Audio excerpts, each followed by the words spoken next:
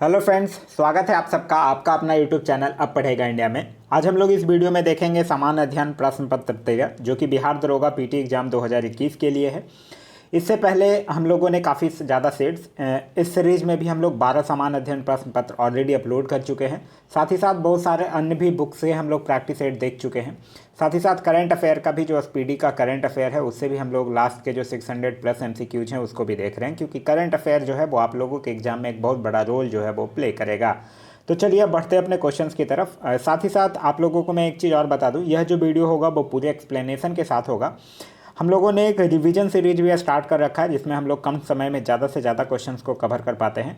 तो revision series का भी डेली वीडियो जो है वो 4 बजे शाम में अवेलेबल होता है, तो उसे भी आप लोग देखना ना भूलें। वो जो सीरीज है वो आप लोगों के लिए काफ़ी लाभदायक साबित होगा। तो चलिए अब बढ़ते हैं अपने क्वेश्चंस की तरफ। आज का जो हमारा पहला क्वेश्चन है वो यह कह रहा है कि अखिल भारतीय फुटबॉल महासंघ यानी AIFF ने वर्ष 2019-20 के सर्वश्रेष्ठ पुरुष फुटबॉलर का पुरस्कार किसको दिया है। तो यह किसको दिया है? यह दिया है गुरप्रीत सिंह संधू को। तो इस क्वेश्चन का जो सही आंसर होगा वो होगा ऑप्शन नंबर ए। अच्छा, लेकिन अगर आपसे यही पूछ ले कि सर्वश्रेष्ठ महिला में सर्वश्रेष्ठ फुटबॉलर का पुरस्कार किसको दिया गया है, तब आपका जो आंसर होगा वो होगा संजू यादव को।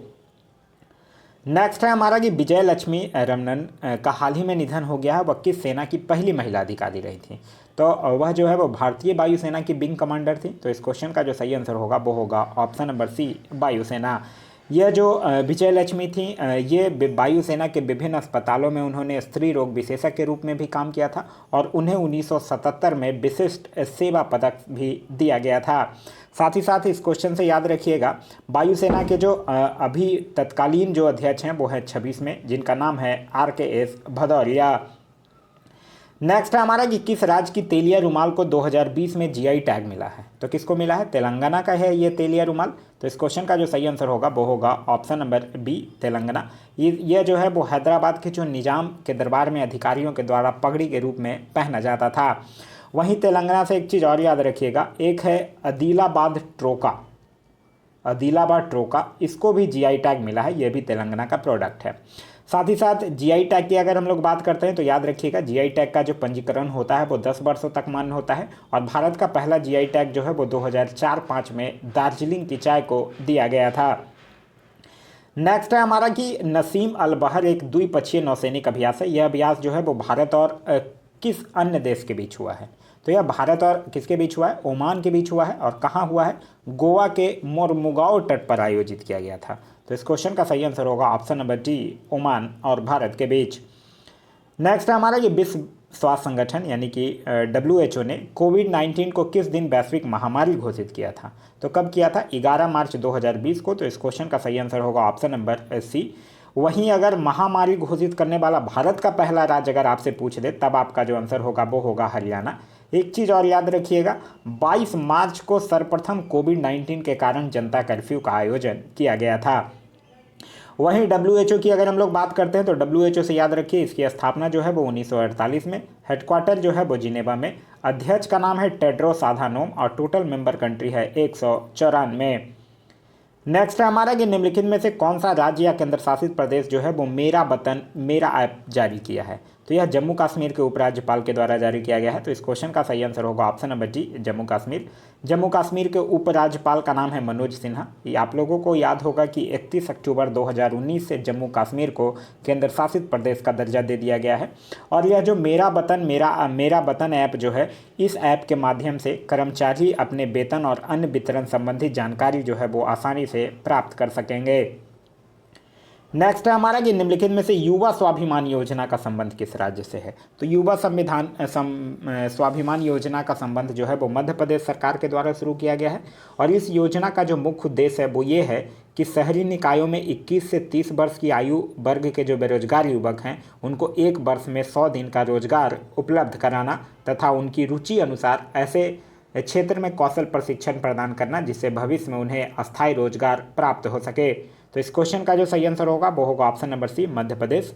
मध्य प्रदेश से और भी कुछ योजनाएं याद रखिएगा, जैसे अभी रिसेंटली एक लॉन्च किया गया है अंकुर योजना, जीवन अमृत योजना, युवा स्वाभिमान योजना, रोजगार सेतु योजना, जीवन शक्ति योजना। ये सब योजना जो है वो मध्य प्रदेश सरकार के द्वारा लॉन्च किया गया है। नेक्स्ट है हमारा कि पीएम आवास योजना के अंतर्गत किस वर्ष तक सभी के लिए घर का लक्ष्य है। तो किस वर्ष तक है, 2022 तक। तो इस क्वेश्चन का सही आंसर होगा ऑप्शन नंबर बी, 2022 तक। एक चीज़ याद रखिएगा, पीएम आवास योजना जो है वो 25 जून 2015 को शुरू किया गया था। नेक्स्ट है हमारा कि आर्थिक समीक्षा के अनुसार 2019-20 में किस उद्योग के उत्पादन में सर्वाधिक वृद्धि दर्ज की गई है। तो यह किस उद्योग के उत्पादन में, यह किया गया है उर्वरक के उत्पादन में। तो इस क्वेश्चन का जो सही आंसर होगा वो होगा ऑप्शन नंबर ए, उर्वरक के उत्पादन में। वहीं उर्वरक उत्पादन से एक याद रखिएगा, भूरी क्रांति का संबंध जो है वो उर्वरक उत्पादन से है। नेक्स्ट है हमारा कि ऑनलाइन लेन देन को ट्रैक करने के लिए डिजिटल भुगतान सूचकांक किसके द्वारा लॉन्च किया गया है। तो यह लॉन्च किया गया है आरबीआई के द्वारा। तो इस क्वेश्चन का जो सही आंसर होगा वो होगा ऑप्शन नंबर जी, आरबीआई के द्वारा। आरबीआई की अगर हम लोग बात करते हैं तो अभी जो है वो इसके 25वें गवर्नर हैं, जिनका नाम है शक्तिकांत दास, और यहाँ के जो मुख्य वित्तीय अधिकारी हैं उनका नाम है सुधा बालकृष्णन। नेक्स्ट है हमारा कि भारत वन स्थिति रिपोर्ट 2019 के अनुसार बिहार के किस जिला में सर्वाधिक वन में वृद्धि हुई है, यह पूछ रहा है। तो बिहार के सर्वाधिक वृद्धि हुई है बांका में। तो इस क्वेश्चन का जो सही आंसर होगा वो होगा ऑप्शन नंबर बी, बांका में। वहीं एक चीज़ और याद रखिएगा, अगर वन क्षेत्र के वृद्धि वाले शीर्ष राज्य आपसे पूछ ले तो पहले नंबर पे हो जाएगा कर्नाटक, दूसरे नंबर पे आंध्र प्रदेश और तीसरे नंबर पे केरल। नेक्स्ट हमारा कि विश्व का सबसे बड़ा फ्लोटिंग सोलर प्लांट जो है वो किस राज्य में लगाया जा रहा है। तो विश्व का जो सबसे बड़ा फ्लोटिंग सोलर प्लांट है वो मध्य प्रदेश में लगाया जा रहा है। तो इस क्वेश्चन का जो सही आंसर होगा वो होगा ऑप्शन नंबर सी, मध्य प्रदेश। मध्य प्रदेश से एक चीज़ याद रखिएगा, मध्य प्रदेश में हाल ही में एशिया का सबसे बड़ा सोलर प्लांट भी लगाया गया है, जिसकी बिजली उत्पादन 750 मेगावाट है। मध्य प्रदेश की बात करते हैं तो मध्य प्रदेश के मुख्यमंत्री का नाम है शिवराज सिंह चौहान, और यहाँ के गवर्नर का नाम है आनंदीबेन पटेल। नेक्स्ट हमारा कि यूएस ओपन 2020 के महिला एकल के विजेता कौन है। तो उनका नाम है नोआमी ओसाका। तो इस क्वेश्चन का सही आंसर होगा option number A, नोआमी Osaka. नोआमी Osaka जो है वो जापान की प्लेयर हैं, और ये बेलारूस की विक्टोरिया आंजरेका को हराकर यह खिताब अपने नाम किया है। वहीं अगर पुरुष एकल आपसे पूछ दे कि पुरुष एकल के विजेता कौन है, तो उनका नाम है डोमिनिक थियम, जो कि ऑस्ट्रिया के हैं। नेक्स्ट हमारा कि किस अरब देश ने पहला नाभिकीय ऊर्जा संयंत्र जो है वो प्रारंभ किया है। तो यह किस अरब देश ने किया है, यह किया है संयुक्त अरब अमीरात ने। तो इस क्वेश्चन का जो सही आंसर होगा वो होगा ऑप्शन नंबर सी, संयुक्त अरब अमीरात ने, और यह जो है वो बराक नाम से किया है, बराक परमाणु संयंत्र के नाम से पहला किया है। संयुक्त अरब अमीरात की अगर बात करते हैं तो इसके कैपिटल है अबू धाबी, और यहाँ के प्रेसिडेंट का नाम है खलीफा बिन जायद अल नहयान। नेक्स्ट है हमारा कि द एनीवेयर स्कूल नामक पहल की घोषणा किसने की है। तो द एनीवेयर स्कूल नामक पहल की जो घोषणा है वह गूगल के द्वारा किया गया है। तो इस क्वेश्चन का जो सही आंसर होगा वो होगा option number B, Google. Google की स्थापना जो है वो 2018 में किया गया है, और अभी जो फिलहाल इनके जो सीईओ हैं उनका नाम है सुंदर पिचई। नेक्स्ट है हमारा कि किस प्रक्षेपण यान ने उपग्रह कार्टोसैट 3 तथा 13 अन्य नैनो सैटेलाइट को प्रक्षेपित किया है। तो यह किया है PSLV-47। तो इस क्वेश्चन का सही आंसर होगा option number A, PSLV-47। PSLV की अगर हम लोग बात करते हैं तो इसका फुल फॉर्म होता है polar satellite launch vehicle. Next है हमारा कि सामाजिक शक्तिकरण हेतु उत्तरदायी कृत्रिम बुद्धिमत्ता सम्मेलन 2020 का आयोजन कहाँ किया गया था। तो इसका आयोजन जो है वो नई दिल्ली में किया गया है। तो इस क्वेश्चन का सही आंसर होगा ऑप्शन नंबर ए, नई दिल्ली। नई दिल्ली से याद रखिएगा, नई दिल्ली में सोपान महोत्सव का भी आयोजन किया गया है, और साथ ही साथ 5वां अंतर्राष्ट्रीय रामायण महोत्सव का भी आयोजन नई दिल्ली में किया गया है। नेक्स्ट है हमारा कि सतत विकास लक्ष्य सूचकांक 2020 में भारत का स्थान कौन सा है। तो इसमें भारत का स्थान जो है वो है 117। तो इस क्वेश्चन का सही आंसर होगा ऑप्शन नंबर जी। पहले स्थान पे अगर आपसे पूछे तो पहला स्थान है स्वीडन को, और यह सूचकांक जो है वो सतत विकास समाधान नेटवर्क के द्वारा जारी किया जाता है। नेक्स्ट है हमारा कि आत्मनिर्भर भारत अभियान की शुरुआत कब की गई है। तो आत्मनिर्भर भारत अभियान जो है उसकी शुरुआत 12 मई 2020 को किया गया था। तो इस क्वेश्चन का जो सही आंसर होगा वो होगा ऑप्शन नंबर ए, और प्रधानमंत्री जो है वो इसी समय 20 लाख करोड़ रुपए के राहत पैकेज की घोषणा भी किए थे। नेक्स्ट है हमारा सच कहूँ तो पुस्तक के लेखक निम्न में से कौन है। तो सच कहूँ तो पुस्तक के लेखक है नीना गुप्ता। तो इस क्वेश्चन का सही आंसर है option number B, Neena Gupta. Next है हमारा कि अखिल भारतीय टेनिस संघ के अध्यक्ष कौन बने हैं। तो अखिल भारतीय टेनिस संघ यानी ऑल इंडिया टेनिस एसोसिएशन, तो इसके अध्यक्ष बने हैं अनिल जैन, और अखिल भारतीय टेनिस संघ की जो स्थापना है वो मार्च 1920 में की गई थी। नेक्स्ट है हमारा म्यांमार की मुद्रा का नाम निम्नलिखित में से क्या है। तो म्यांमार की मुद्रा का नाम है क्यात। तो इस क्वेश्चन का जो सही आंसर होगा वो होगा ऑप्शन नंबर सी क्यात। यहाँ की राजधानी है नापपीताओ। नेक्स्ट है हमारा सीएट का ब्रांड एम्बेसडर किसे बनाया गया है। तो सीएट एक टायर बनाने वाली कंपनी है जिसका ब्रांड एम्बेसडर जो है वो आमिर खान को बनाया गया है। तो इस क्वेश्चन का सही आंसर होगा option number A Aamir Khan. Aamir Khan से याद रखिएगा एक ऑनलाइन ट्यूटोरियल की कंपनी है जिसका नाम है वेदांतु। तो ये वेदांतु के भी ब्रांड एम्बेसडर जो हैं वो आमिर खान ही हैं। नेक्स्ट है हमारा कि विश्व विरासत दिवस जो है वो प्रतिवर्ष मनाया जाता है। तो विश्व विरासत दिवस 18 अप्रैल को मनाया जाता है। तो इस क्वेश्चन का सही आंसर होगा ऑप्शन नंबर बी 18 अप्रैल को। वहीं 29 जुलाई से याद रखिएगा 29 जुलाई को अंतर्राष्ट्रीय बाघ दिवस मनाया जाता है। और 18 मार्च की अगर बात करते हैं तो 18 मार्च को याद रखिएगा आयुध कारखाना दिवस जो है वो 18 मार्च को मनाया जाता है।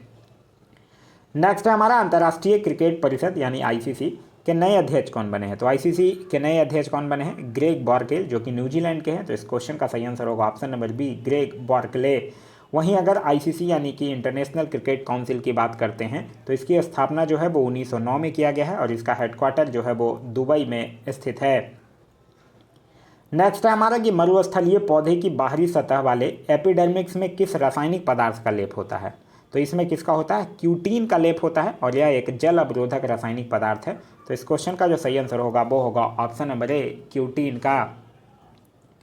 नेक्स्ट है हमारा कि सिल्वी कल्चर निम्नलिखित में से किससे संबंधित है। तो सिल्वी कल्चर जो है वो वन संवर्धन से संबंधित है। तो इस क्वेश्चन का सही आंसर होगा ऑप्शन नंबर ए।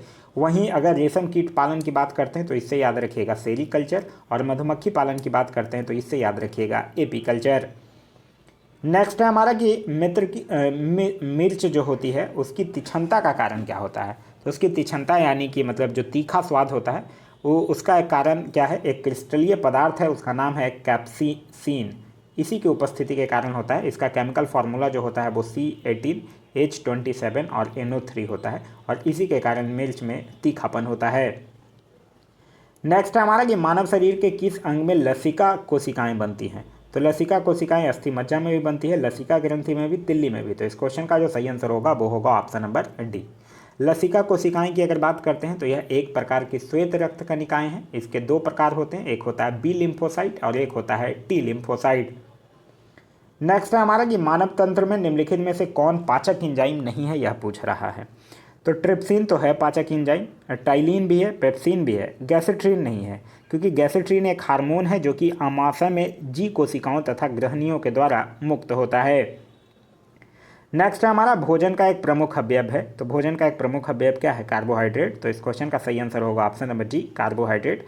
कार्बोहाइड्रेट जो होता है वो कार्बन, हाइड्रोजन और ऑक्सीजन का यौगिक होता है। नेक्स्ट है हमारा कि हमारे शरीर में त्वचा तल के नीचे विद्यमान वसा निम्नलिखित के विरुद्ध अवरोधक का काम करती है। तो शरीर में उष्मा कक्ष है, हाँ, तो इसी के विरुद्ध अवरोधक का काम करती है। तो इस क्वेश्चन का सही आंसर होगा ऑप्शन नंबर ए। कहने का सिंपल सा मतलब ये है कि यह जो है वो शरीर के ताप को बाहर निकलने से रोकती है और शरीर के वातावरणीय ताप के प्रभाव से बचाती है। नेक्स्ट है हमारा कि श्वसन क्रिया में वायु के कौन से घटक की मात्रा में परिवर्तन नहीं होता है। तो नाइट्रोजन की मात्रा में कोई परिवर्तन नहीं होता है। तो इस क्वेश्चन का सही आंसर होगा ऑप्शन नंबर डी नाइट्रोजन की मात्रा में। नेक्स्ट है हमारा कि निम्नलिखित कथनों में कौन सा कथन सही है, यह पूछ रहा है आपसे। तो देखिए कह रहा है कि फीता कृमि उभयलिंगी है, सही है। गोल कृमि अलग अलग लिंग होते हैं, सही है। फाइलेरिया शुद्ध कृमि से होता है, ये भी सही है। गिनी कृमि एनिलीड है, यह गलत है क्योंकि गिनी कृमि भी क्या है, एक सूत्रकृमि है और यह मनुष्य तथा कुछ दूसरे स्तनियों का परजीवी जंतु है जिसके संक्रमण से शरीर में दम्मा, उल्टी, खुजलाहट इत्यादि के लक्षण प्रकट होते हैं। तो पहला, दूसरा और तीसरा सही है, चौथा गलत है। यानी इस क्वेश्चन का जो सही आंसर होगा वो होगा ऑप्शन नंबर डी। नेक्स्ट है हमारा कि CaO में Ca की ऑक्सीकरण संख्या कितनी है। तो CaO में Ca की ऑक्सीकरण संख्या हो जाएगी 2। तो इस क्वेश्चन का सही आंसर होगा ऑप्शन नंबर ए। नेक्स्ट है हमारा कि परमाणु जिनमें प्रोटॉनों की संख्या समान होती है परंतु न्यूट्रॉनों की संख्या भिन्न भिन्न होती है वो क्या कहलाती है। तो वो आइसोटोप कहलाता है, यानी कि समस्थानिक। तो इस क्वेश्चन का जो सही आंसर होगा वो होगा ऑप्शन नंबर सी। इसमें होता क्या है कि एक ही तत्व के वो परमाणु जिनकी परमाणु संख्या समान होती है लेकिन द्रव्यमान संख्या जो है वो भिन्न भिन्न होती है, उसको हम लोग आइसोटॉप या कि समस्थानिक कहते हैं। किसी तत्व के जो विभिन्न समस्थानिकों की जो संख्या है वो समान होने का कारण है कि उनके नाभिकों में प्रोटॉन की संख्या समान होती है, किंतु न्यूट्रॉनों की संख्या जो है वो भिन्न भिन्न होती है, और जिसके कारण उनकी द्रव्यमान संख्या भिन्न भिन्न होती है। नेक्स्ट है हमारा कि निम्न में से किन कारणों का वेग जो है वो लगभग प्रकाश के वेग के बराबर होता है। तो प्रकाश के वेग के बराबर किसका होता है? बीटा और गामा किरणें का। तो इस क्वेश्चन का जो सही आंसर होगा वो होगा ऑप्शन नंबर बी। वहीं अगर अल्फा किरणें का वेग आपसे पूछ दे तो ये प्रकाश का वेग का 1/15वां भाग होता है। एक चीज़ अल्फा बीटा गामा से याद रखिएगा कि जो सबसे अधिक वेधन क्षमता होती है वो गामा किरणें की होती है, और सबसे अधिक आयनन क्षमता अगर पूछे तब वो अल्फा किरणें की होती हैं। नेक्स्ट है हमारा कि निम्नलिखित में से कौन जो है वो टीन का अयस्क है। तो टीन का अयस्क यहाँ से कौन है? कैसिटियोराइट। तो इस क्वेश्चन का जो सही आंसर होगा वो होगा ऑप्शन नंबर सी। लाइमोनाइट जो है वो आयरन का अयस्क होता है, और वहीं कैल्सोसाइट की अगर बात करते हैं तो यह कॉपर का होता है, और पायरोलूसाइट की अगर बात करते हैं तो यह जो होता है वो एमएन का होता है। नेक्स्ट है हमारा स्टील की कठोरता प्रदान करने के लिए बढ़ाई जाती है। तो स्टील की कठोरता प्रदान करने के लिए उसमें कार्बन की मात्रा बढ़ाते हैं। जितना अधिक कार्बन मिलाएंगे इस्पात उतना ही क्या होगा? कठोर होता चला जाएगा। तो इस क्वेश्चन का जो सही आंसर होगा वो होगा ऑप्शन नंबर जी, कार्बन की मात्रा। नेक्स्ट है हमारा कि वनस्पति तेल के हाइड्रोजीनीकरण में निम्नलिखित में से किस उत्प्रेरक का उपयोग किया जाता है? तो किसका उपयोग किया जाता है? निकल का। तो इस क्वेश्चन का सही आंसर होगा ऑप्शन नंबर बी, निकल। निकल का जो सिंबल होता है वो Ni होता है, और इसका जो एटॉमिक नंबर होता है वो 28 होता है। नेक्स्ट हमारा कि पालक में कौन सा अम्ल पाया जाता है? तो पालक की अगर हम लोग बात करते हैं तो इसमें ऑक्जेलिक अम्ल पाया जाता है। ऑक्जेलिक अम्ल यानी कि C2H2O4 पाया जाता है। तो इस क्वेश्चन का जो सही आंसर होगा वो होगा ऑप्शन नंबर ए, ऑक्जेलिक अम्ल पाया जाता है। नेक्स्ट है हमारा कि लिटमस के क्षारीय विलयन का रंग कैसा होता है? तो देखिए लिटमस का तीनों चीज़ याद रखिए। अगर अम्लीय विलयन पूछेगा तब लाल होगा, क्षारीय विलयन पूछेगा तब नीला होगा, और उदासीन विलयन पूछेगा तब बैगनी होगा। क्लियर है? यहाँ आपसे क्या पूछ रहा है? यहाँ पूछ रहा है कि क्षारीय विलयन का रंग कैसा होता है? तो नीला होता है। तो इस क्वेश्चन का सही आंसर होगा ऑप्शन नंबर सी। नेक्स्ट है हमारा कि धुआं किस प्रकार के विलयन का उदाहरण है? तो धुआं जो है वो गैस में ठोस विलयन का उदाहरण है। तो इस क्वेश्चन का सही आंसर होगा ऑप्शन नंबर ए। एक चीज़ याद रखिएगा, विलयन जो होता है वो अस्थायी एवं पारदर्शक होता है, और किसी विलयन में विलेय के कणों की जो त्रिज्या होती है वो 10⁻⁻7 सेंटीमीटर से कम होती है। नेक्स्ट है हमारा कि आधुनिक आवर्त सारणी के वर्ग में ऊपर से नीचे जाने पर तत्व के परमाणु के आकार में क्या प्रभाव पड़ता है? तो यह बढ़ेगा। तो इस क्वेश्चन का सही आंसर होगा ऑप्शन नंबर ए।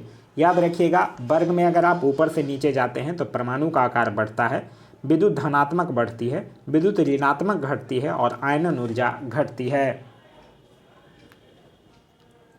नेक्स्ट है हमारा कि निम्न में से कौन सा कथन जो है वो सही है, यह पूछ रहा है। एक प्रकाश वर्ष बराबर 9.46 × 10⁻15 मीटर सही है।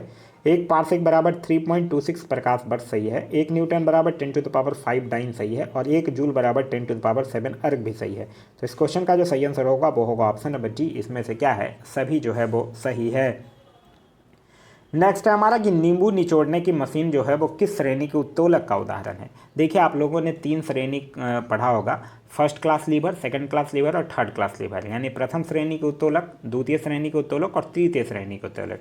याद रखिएगा, प्रथम श्रेणी की अगर आप लोग बात करते हैं तो इसमें इफर्ट जो होगा, और इफर्ट और लोड जो होगा वो साइड में होगा, और फलक्रम बीच में होगा। बीच वाला याद रखिएगा, फलक्रम बीच में होगा। सेकंड द्वितीय श्रेणी की अगर बात कीजिएगा तो लोड बीच में होगा, इफर्ट और फलक्रम जो होगा वो साइड में होगा, और अगर तृतीय की अगर बात करते हैं तो इसमें इफर्ट बीच में होगा, ठीक है, और फलक्रम और लोड साइड में होगा। मतलब पहले अगर प्रथम श्रेणी के उत्तोलक की बात करते हैं तो फलक्रम बीच में, द्वितीय श्रेणी की बात करते हैं तो लोड बीच में, और तृतीय श्रेणी की बात करते हैं तो इफर्ट बीच में होगा। जैसे कि यहाँ पूछ रहा कि नींबू निचोड़ने की मशीन, तो नींबू निचोड़ने की मशीन क्या होगा? नींबू निचोड़ने का मशीन हो गया, सरौता हो गया, फिर एक पहिए का जो कूड़ा ढोने वाला जो गाड़ी हो गया, ये सब क्या है? द्वितीय श्रेणी का उत्तोलक का उदाहरण है। अगर प्रथम श्रेणी का पूछता है तो कैंची हो गया, पिलास हो गया, साइकिल का ब्रेक हो गया, हैंडपंप हो गया, ये सब प्रथम श्रेणी का उदाहरण है। और तृतीय श्रेणी में हमारा जो हाथ होता है वह, या फिर चिमटा, ये सब जो है वो तृतीय श्रेणी का उदाहरण है। नेक्स्ट है हमारा कि पराबैंगनी किरणें के खोजकर्ता कौन है? तो पराबैंगनी किरणें की अगर खोजकर्ता की बात करते हैं तो कौन है? रिटर। तो इस क्वेश्चन का सही आंसर होगा ऑप्शन नंबर डी, रॉन्टजन की अगर बात करते हैं तो इनसे याद रखिएगा एक्स किरणें, हर्शेल की अगर बात करते हैं तो इनसे याद रखिएगा अवरक्त विकिरण, और अगर न्यूटन की बात करते हैं तो इनसे याद रखिएगा दृश्य विकिरण। नेक्स्ट हमारा कि निकट दृष्टि दोष होने का निम्न में से कौन सा कारण नहीं है, यह पूछ रहा है। लेंस की गोलाई बढ़ जाती है, बिल्कुल बढ़ जाती है। लेंस की फोकस दूरी घट जाती है, ये भी सही है। लेंस की क्षमता बढ़ जाती है, ये भी है। लेंस की क्षमता घट जाती है, ये नहीं है। तो इस क्वेश्चन का जो सही आंसर होगा वो होगा ऑप्शन नंबर डी। लेंस की क्षमता की बात आई तो आप लोगों को याद होगा कि लेंस की क्षमता को हम लोग, इसका जो एसआई मात्रक होता है वो डायोप्टर होता है, इसको हम लोग 1/f से निकालते हैं। निकट दृष्टि दोष में फोकस दूरी जो है वो घट जाती है, मतलब इसका मतलब हुआ कि लेंस की जो क्षमता है वो बढ़ जाती है। देखिए निकट दृष्टि दोष यानी कि अगर हम लोग मायोपिया की बात करते हैं तो वस्तु का प्रतिबिंब जो है वो रेटिना पर ना बनकर रेटिना के आगे बनता है, और इसके निवारण के लिए हम लोग अवतल लेंस का प्रयोग करते हैं। नेक्स्ट है हमारा कि पृथ्वी के अति निकट चक्कर लगाने वाले उपग्रह का परिक्रमण काल होता है। तो क्या होता है परिक्रमण काल? 1 घंटा 24 मिनट होता है। तो इस क्वेश्चन का जो सही आंसर होगा वो होगा ऑप्शन नंबर ए, 1 घंटा 24 मिनट। पृथ्वी की अगर हम लोग बात करते हैं तो याद रखिएगा पृथ्वी आकार में 5वां सबसे बड़ा ग्रह है। इसका एकमात्र उपग्रह जो है वो चंद्रमा है, और जल की उपस्थिति के कारण इसे नीला ग्रह भी कहा जाता है। नेक्स्ट है हमारा कि निम्न में से कौन जो है वो विद्युत चुंबकीय तरंग है। तो विद्युत चुंबकीय तरंग है गामा किरणें। तो इस क्वेश्चन का सही आंसर होगा ऑप्शन नंबर सी, गामा किरणें। इसका खोज जो है वो पॉल बिलॉर्ड और हेनरी बैकुरेल के द्वारा किया गया था, लेकिन इसका नामकरण जो है वो रदरफोर्ड के द्वारा किया गया था। नेक्स्ट हमारा कि भारत में स्थापित पहला राष्ट्रीय उद्यान कौन सा है। तो भारत में स्थापित पहला राष्ट्रीय उद्यान है जिम कॉर्बेट राष्ट्रीय उद्यान, जो कि कहाँ स्थित है? उत्तराखंड के नैनीताल में स्थित है, और इसकी स्थापना जो है वो 1936 में किया गया था। और ऑप्शंस की बात करते हैं तो काजीरंगा जो है वो आसाम में है, और गिर राष्ट्रीय उद्यान जो है वो गुजरात में स्थित है। नेक्स्ट है हमारा कि यूनेस्को द्वारा मैन एंड बायोस्फीयर प्रोग्राम की शुरुआत कब की गई थी। तो यह कब से किया गया है? 1971 में किया गया है। तो इस क्वेश्चन का जो सही आंसर होगा वो होगा ऑप्शन नंबर ए, 1971। और यह जो है वो एक अंतर सरकारी वैज्ञानिक कार्यक्रम है, जिसका उद्देश्य जो है वो लोगों और उनके पर्यावरण के माध्यम पर्यावरण के जो बीच में संबंध हैं उनको सुधार करने का एक वैज्ञानिक आधार स्थापित करना। वहीं अगर हम लोग यूनेस्को की बात करते हैं तो यूनेस्को से याद रखिएगा इसकी स्थापना जो है वो 1945 में हुई है। इसका हेडक्वार्टर जो है वो पेरिस फ्रांस में स्थित है। टोटल मेंबर कंट्री हैं 195, और इनके हेड का नाम है ऑन्द्रे अजोले। नेक्स्ट है हमारा कि सत्यमंगलम टाइगर रिजर्व जो है वो किस राज्य में स्थित है। तो सत्यमंगलम हो गया, मुडुमुलाई हो गया, अन्नामुलाई हो गया, यह सब जो है वो तमिलनाडु में स्थित है। तो इस क्वेश्चन का सही आंसर होगा option number C, Tamil Nadu. Tamil Nadu के अभी मुख्यमंत्री भी नए बने हैं, याद रखिएगा उनका नाम है MK स्टैलिन, और यहाँ के गवर्नर का नाम है बनवारी लाल पुरोहित। नेक्स्ट है हमारा कि 5 मौसमों का बाग स्थित है। तो 5 मौसमों का जो बाग है वो महरौली के समीप स्थित है, जिसको कि 2003 में स्थापित किया गया था। तो इस क्वेश्चन का सही आंसर होगा ऑप्शन नंबर ए, महरौली के समीप। नेक्स्ट है हमारा कि ऊर्जा के किस रूप में प्रदूषण की समस्या जो है वो नहीं होती है। तो यह सौर ऊर्जा के रूप में नहीं होता है। तो इस क्वेश्चन का सही आंसर होगा ऑप्शन नंबर डी, सौर ऊर्जा। सौर ऊर्जा से एक चीज़ याद रखिएगा कि जो हमारी केंद्रीय सरकार यानी कि जो भारत सरकार है वो 2022 तक सौर ऊर्जा उत्पादन का जो लक्ष्य है वो 100 गीगावाट तक रखा है। नेक्स्ट है हमारा कि राष्ट्रीय बागवानी मिशन की शुरुआत जो है वो किस वर्ष की गई थी। तो राष्ट्रीय बागवानी मिशन जो है वो कृषि एवं सहकारिता विभाग के द्वारा 2005 में शुरू किया गया था। तो इस क्वेश्चन का जो सही आंसर होगा वो होगा ऑप्शन नंबर सी, 2005 में। नेक्स्ट हमारा कि 5वीं पंचवर्षीय योजना जो है वो किस मॉडल पर आधारित था। तो यह किस मॉडल पर आधारित था? डीपी धर मॉडल पर। तो इस क्वेश्चन का सही आंसर होगा ऑप्शन नंबर सी, डीपी धर मॉडल पर। और यह जो था वो 1974 से लेकर 1978 तक चला था। एक चीज़ ध्यान रखिएगा, यह जो योजना है वो सिर्फ 4 वर्ष की थी, क्योंकि जनता पार्टी के शासन के द्वारा इस योजना को 1978 में ही समाप्त करने का निर्णय ले लिया गया था। वहीं 5वीं पंचवर्षीय योजना की अगर बात करते हैं तो इस योजना का जो मुख्य उद्देश्य था वो गरीबी उन्मूलन तथा आत्मनिर्भरता की प्राप्ति थी। नेक्स्ट हमारा कि देश में पहली औद्योगिक नीति की घोषणा जो है वो कब की गई थी। तो देश में पहली औद्योगिक नीति की घोषणा है वो डॉक्टर श्यामा प्रसाद मुखर्जी के द्वारा अप्रैल 1948 में किया गया था। तो इस क्वेश्चन का जो सही आंसर होगा वो होगा ऑप्शन नंबर बी, 6 अप्रैल 1948 को किया गया था। और इस नीति में सार्वजनिक क्षेत्र और निजी क्षेत्र के महत्व को स्वीकार किया गया था। नेक्स्ट है हमारा कि निम्न में से किस मुद्रा को संकीर्ण मुद्रा कहा जाता है। तो संकीर्ण मुद्रा कहा जाता है M1 को, क्योंकि इसकी तरलता जो है वो सबसे अधिक और निवेश में इसकी भूमिका नहीं के बराबर होती है। तो इस क्वेश्चन का जो सही आंसर होगा वो होगा ऑप्शन नंबर ए। वहीं याद रखिएगा M1 को सबसे तरल और M4 को सबसे कम तरल भी कहा जाता है। नेक्स्ट हमारा कि किस प्रधानमंत्री के कार्यकाल में देश में पहली बार वाणिज्यिक बैंकों का राष्ट्रीयकरण किया गया था। तो वाणिज्यिक बैंकों का राष्ट्रीयकरण कब किया गया था? पहली बार 1969 में। और उस समय प्रधानमंत्री कौन थी? तो इंदिरा गांधी थी। तो इस क्वेश्चन का सही आंसर होगा option number C, Indira Gandhi. Indira Gandhi का जो टेन्योर था वो 1966 से लेकर 1977 तक रहा है और फिर 1980 से लेकर 1984 तक ये प्रधानमंत्री के पद पर आसीन थी।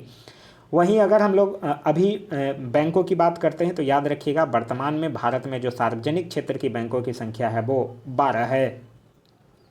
नेक्स्ट हमारा आंतरिक अशांति के शब्द के स्थान पर सशस्त्र विद्रोह शब्द को किस संशोधन में शामिल किया गया था? तो इसको किस संशोधन में किया गया है? 44वां संविधान संशोधन के द्वारा किया गया है। तो इस क्वेश्चन का जो सही आंसर होगा वो होगा ऑप्शन नंबर डी, 44वां संविधान संशोधन। यह जो अनुच्छेद 352 आप लोग पढ़े होंगे, इस अनुच्छेद 352 में एक उपबंध दिया गया कि आपात स्थिति की घोषणा के लिए एक कारण जो सशस्त्र विद्रोह होगा, लेकिन आंतरिक अशांति यदि यह सशस्त्र विद्रोह से नहीं हुआ है तो यह आपात स्थिति के घोषणा के लिए आधार नहीं हो सकता है। वहीं अगर हम लोग 44वां संविधान संशोधन की बात करते हैं तो इससे एक और इम्पॉर्टेंट चीज़ है जो याद रखिएगा, इसी संविधान संशोधन के द्वारा संपत्ति के अधिकार को मौलिक अधिकार से हटाकर कानूनी अधिकार की श्रेणी में रख दिया गया था। नेक्स्ट है हमारा कि संसद में शून्यकाल होता है। तो संसद में शून्यकाल कब होता है? जब अत्यधिक महत्व के मामले उठाए जाते हैं। तो इस क्वेश्चन का सही आंसर होगा वो होगा ऑप्शन नंबर ए, संसद के दोनों सदनों में प्रश्नकाल के ठीक बाद जो है वो शून्यकाल कहा जाता है और इस काल के दौरान सदस्य जो है वो अब विलंबनीय महत्व को उठाते हैं और उससे तुरंत कार्यवाही चाहते हैं। एक चीज़ याद रखिएगा कि शून्यकाल का लोकसभा या राज्यसभा की प्रक्रिया तथा संचालन नियम में कोई उल्लेख नहीं किया गया है। नेक्स्ट हमारा कि राज्यसभा के संबंध में निम्न में से कौन सा कथन जो है वो सही है, यह पूछ रहा है। इसके आधे सदस्य प्रति 2 वर्ष में अवकाश प्राप्त कर लेते हैं, ये गलत है, आधे सदस्य नहीं करते हैं। इसके आधे सदस्य प्रति 3 वर्ष में अवकाश प्राप्त कर लेते हैं, ये भी गलत है। इसके 1/3 सदस्य प्रति 2 वर्ष में अवकाश प्राप्त करते हैं, यह सही है।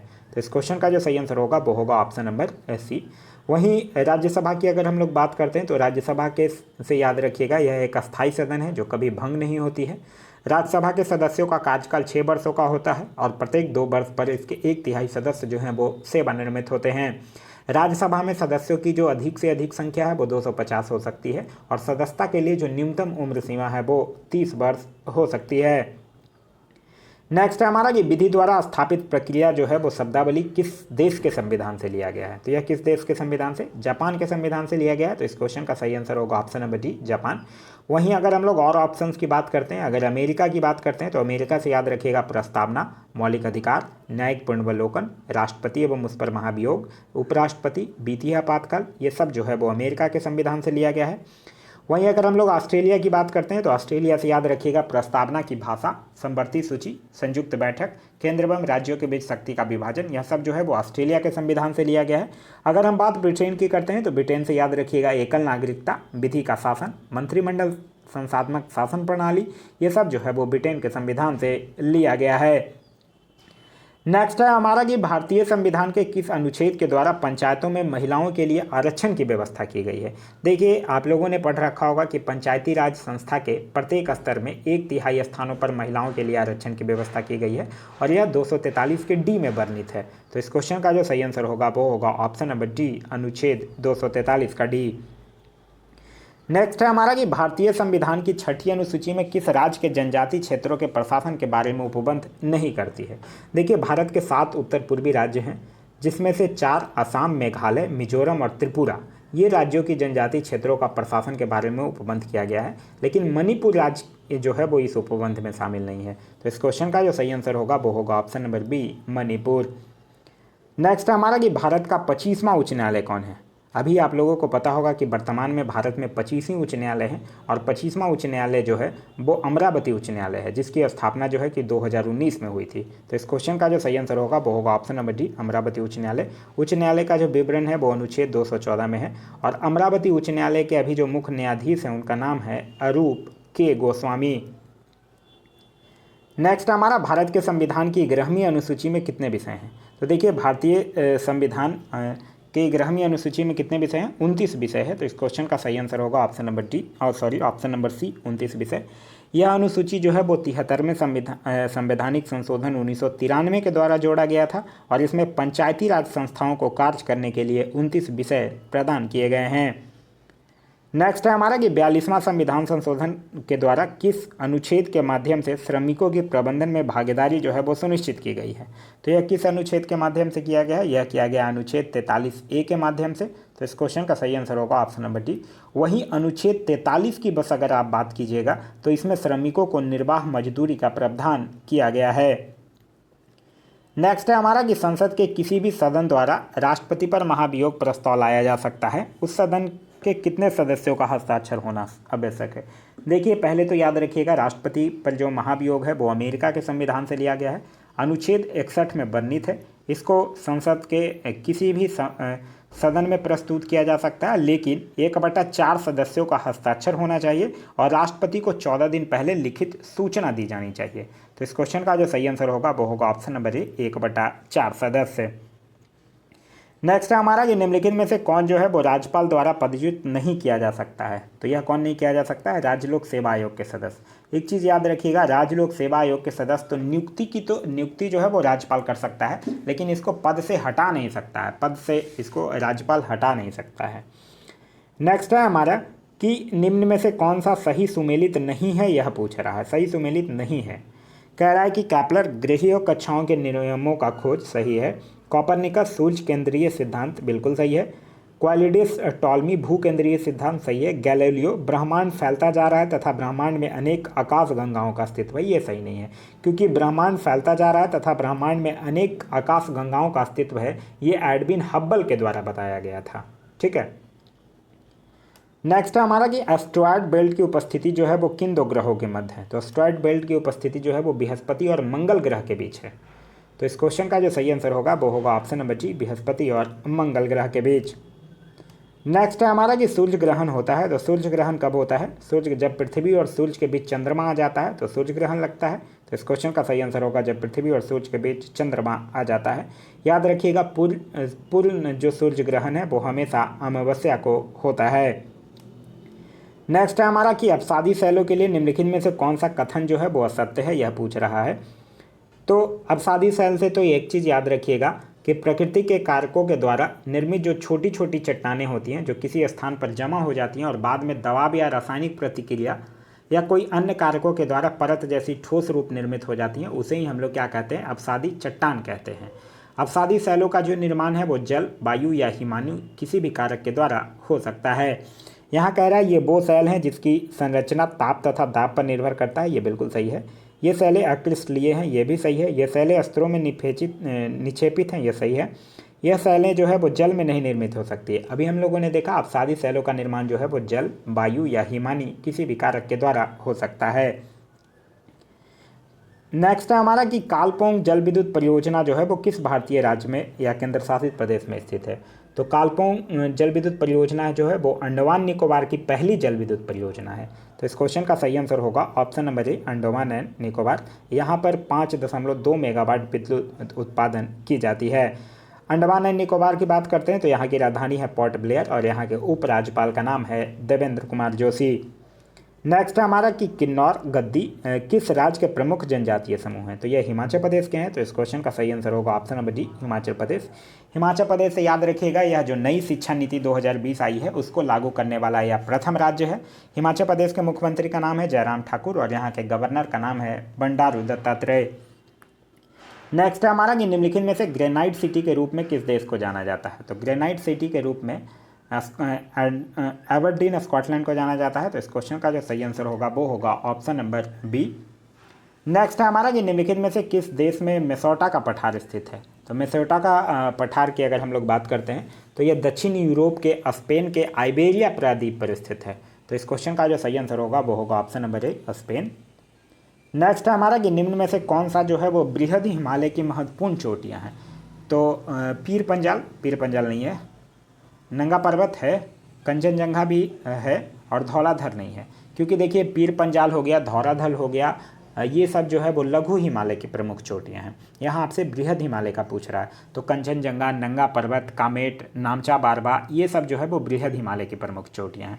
तो इस क्वेश्चन का जो सही आंसर होगा वो होगा ऑप्शन नंबर बी। 2 और 3 है, 1 और 4 जो है वो नहीं है। बृहद हिमालय की बात करते हैं तो यह हिमालय का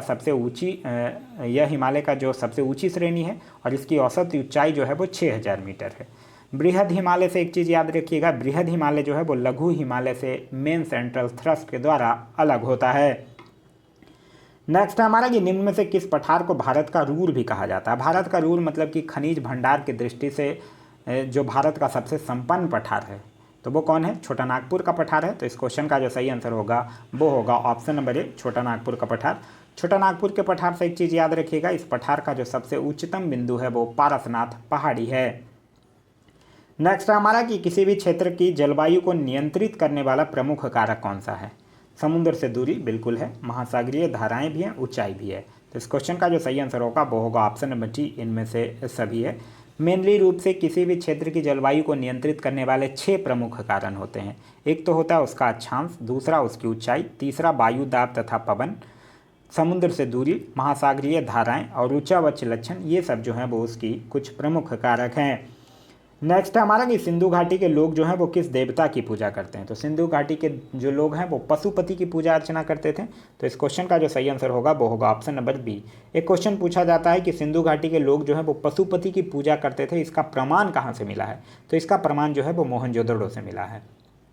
सिंधु घाटी की अगर बात करते हैं तो सिंधु घाटी सभ्यता की जो खोज है वो 1921 में दयाराम साहनी के द्वारा किया गया था और सिंधु सभ्यता की जो सर्वमान्य तिथि है वो 2400 ईसा पूर्व से लेकर 1700 ईसा पूर्व तक है। सिंधु घाटी का जो विस्तार है वो त्रिभुजाकार है और सिंधु सभ्यता की जो प्रमुख फसलें हैं वो गेहूँ और जौ है।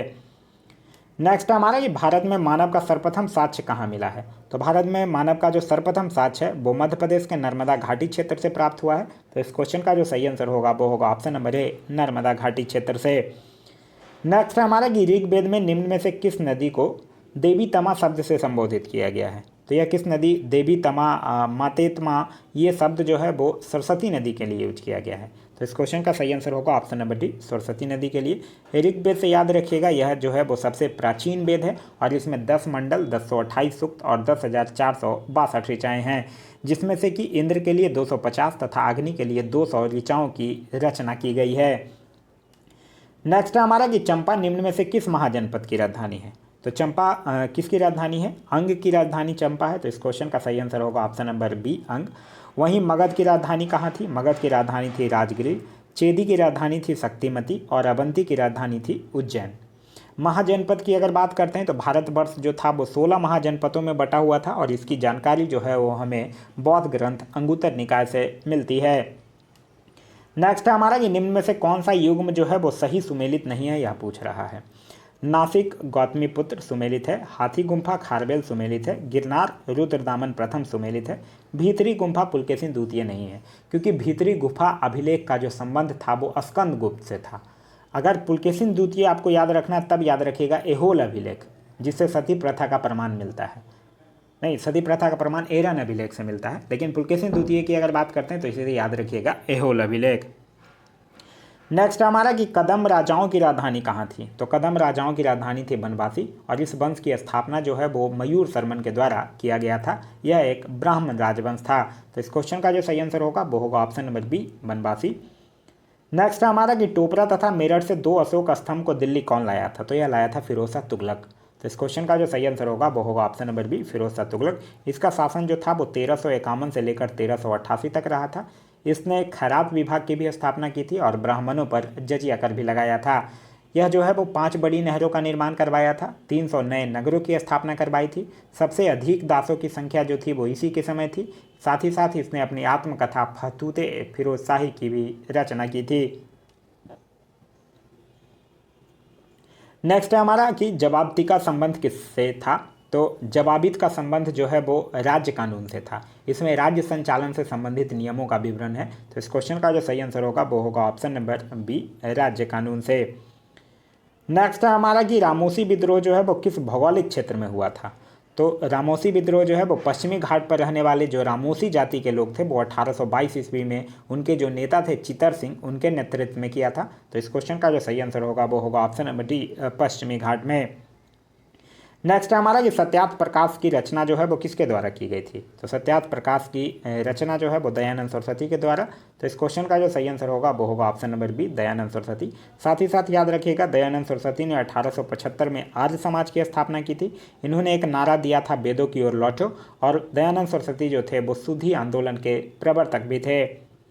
नेक्स्ट है हमारा कि लाला लाजपत राय ने अपना राजनीतिक गुरु जो है वो किसे माना है। तो यह किसे माने हैं अपना राजनीतिक गुरु, मैजनी को। तो इस क्वेश्चन का सही आंसर होगा ऑप्शन नंबर ए, राजा लाला लाजपत राय से याद रखिएगा साइमन कमीशन का विरोध करने पर पुलिस के लाठी प्रहार के यह शिकार हुए थे। नेक्स्ट है हमारा कि लाहौर षड्यंत्र कांड में किस क्रांतिकारी नेता को फांसी नहीं हुई थी, यह पूछ रहा है। तो आप लोगों को याद होगा कि भगत सिंह, राजगुरु और सुखदेव को 23 मार्च 1931 को फांसी दे दी गई थी, लेकिन बटुकेश्वर दत्त को नहीं दिया गया था। तो इस क्वेश्चन का सही आंसर होगा option number C, Batukeshwar Dutt. इन्हें जो है वो काला पानी की सजा देकर सेलुलर जेल अंडमान में भेज दिया गया था।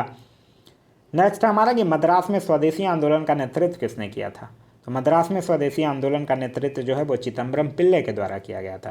तो इस क्वेश्चन का जो सही आंसर होगा वो होगा ऑप्शन नंबर डी, चिदम्बरम पिल्ले। स्वदेशी आंदोलन की अगर हम लोग बात करते हैं तो स्वदेशी आंदोलन का विचार जो है वो सर्वप्रथम कृष्ण कुमार मित्र के पत्र संजीवनी में प्रस्तुत किया गया था, और यह जो है वो बंगाल विभाजन के विरोध में 7 अगस्त 1905 को कलकत्ता के टाउन हॉल में इसकी घोषणा की गई थी। इसके आगे जो है वो मैथ्स का क्वेश्चन है, उसका सॉल्यूशन मैं पीडीएफ के लास्ट में अटैच कर दिया हूँ, आप लोग जाके देख लीजिएगा। क्वेश्चन और सॉल्यूशन दोनों अटैच है, 5 क्वेश्चन हैं मैथ्स के भी जल्द ही आप लोगों को एक अलग टीचर प्रोवाइड करवाया जा रहा है। वो टीचर आएंगे, आप लोगों को मैथ्स जो है वो चैप्टर वाइज पढ़ाएंगे, ताकि आपका जो 5 नंबर भी है वो भी छूट न जाए। तो वीडियो पसंद आया तो आप लोग एक लाइक ज़रूर कर दीजिएगा। साथ ही साथ वीडियो अच्छा लगा तो अपने दोस्तों के साथ शेयर करना ना भूलें। अभी तक आप हमारे चैनल पर नए हैं या चैनल को सब्सक्राइब नहीं किए हैं तो चैनल को सब्सक्राइब कर लीजिए, और साथ ही साथ बेल आइकन दबा लीजिए ताकि हमारे सारे वीडियो के नोटिफिकेशन आपको मिलते रहें। Thanks for watching.